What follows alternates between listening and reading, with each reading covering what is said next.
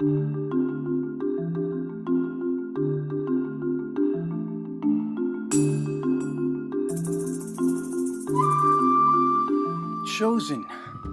the riddle of Jewish destiny.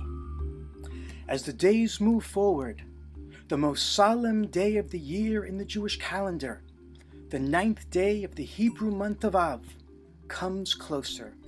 Tisha B'Av is approaching. The 3-week period of mourning that began with the fast of the 17th of Tammuz, Yud Zayin B'Tammuz, silently builds towards a crescendo. From the setting of the sun this Monday night until the stars appear on Tuesday night, Jews the world over will fast and mourn, commemorating and reliving the destruction of both the first and second commonwealths and the temples that stood at their epicenter.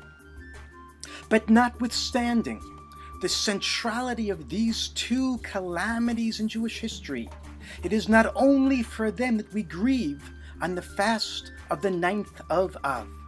We remember as well many other tragedies that befell our people on this day. After the exodus from Egypt, it was on the 9th of Av, according to tradition, that the Israelites rebelled against God's plan to bring them into the land of Israel, as a result of which it was decreed that they wander 40 years in the desert before entering the land. And 60 years after the destruction of the Second Temple, the Bar Kokhba rebellion was squelched on this very day, the 9th of Av, setting in motion the processes that brought about our almost 2,000-year exile from our homeland. And it was on the 9th of Av, the very 9th of Av, that in the year 1492, Ferdinand and Isabella expelled the Jews from Spain, thereby putting an end to the golden age of Spanish Jewry. The day is so packed with pain and charged with suffering that even calamities that did not occur on this day, the 9th of Av, are resurrected in our consciousness and are lamented in the dirges that echo in our synagogues during the fast. The carnage of the Crusades, the Chmelnytsky massacres, the pogroms in the Russian Pale of Settlement. Although most Jewish communities have set aside a separate day to grieve over the Holocaust, the Shoah, in some synagogues, the memory of the 6 million melds into the pain of all these other catastrophes.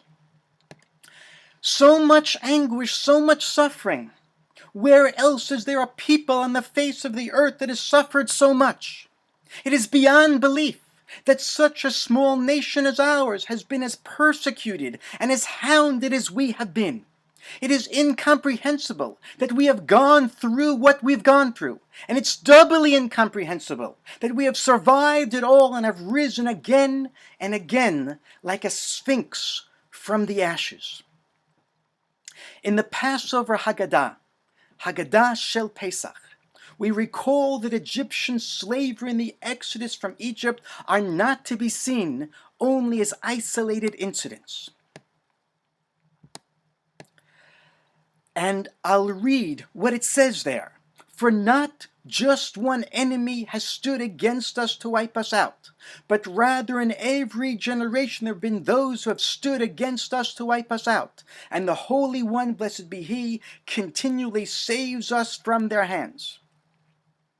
Lo achad bilvad omdim aleinu lachalotenu, ela b'chol dor v'dor omdim aleinu lachalotenu, v'kadosh baruch hu matzilenu miyadam.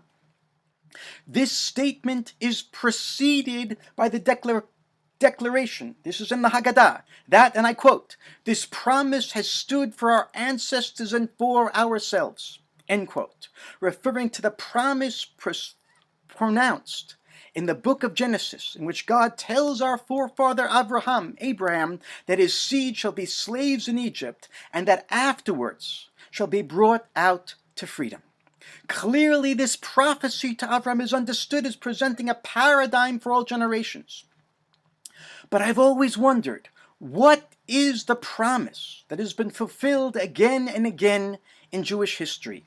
Is it simply the salvation that we've repeatedly experienced, or is it perhaps that the suffering itself is also part of the promise? Yes, thank God, the Jewish people is still alive and well. We've experienced repeated salvation. We have managed to survive, but survival, of course, implies the threat of destruction. And it appears as if these threats to our survival are as much a part of our collective DNA, our Jewish DNA, perhaps we should say part of the DNA of the entire world, as is our ability to withstand them. Our fate has never been like that of other nations. Jewish existence has always been a precarious one. Stability is never guaranteed. Life-threatening challenges are always on the horizon. The present is no different from the past. World anti-Semitism and anti-Israelism, Iran's nuclear threat to annihilate the state of Israel, it's all nothing new. And now, the missiles raining down upon us from Gaza, the terror tunnels under our southern border, and the terrorists swarming through them to attack innocent men, women, and children. And the world's reaction that condemns us for our efforts to defend ourselves against bloodthirsty terror aimed at our destruction. Might it not all be part of an inexplicable pattern that goes back to the dawn of our history? I can't explain it. But as terrible as it is, it only adds to my conviction that there's something ineffable about the Jewish destiny, something that defies the odds and normal patterns of history. Who can avoid the conclusion that we have been singled out by a force greater than it all? The 9th of Av is a gut-wrenchingly difficult day, but it has its rewards. Paradoxically, it is a day that paints a broad tapestry of Jewish history, reminding us of how utterly unique our fate upon this planet has been, and thereby strengthening our conviction there's something special about us. The Jewish people are a people that dwells alone, and there is something surely divine, something chosen about us, something. May it only be that this fast of the 9th of Av, Tisha B'Av, and the trials and tribulations we are presently suffering, that they bring each of us face to face with the riddle of Jewish destiny. May we all be inspired to embrace that destiny, to delve deeper into its meaning for our lives. Thank you.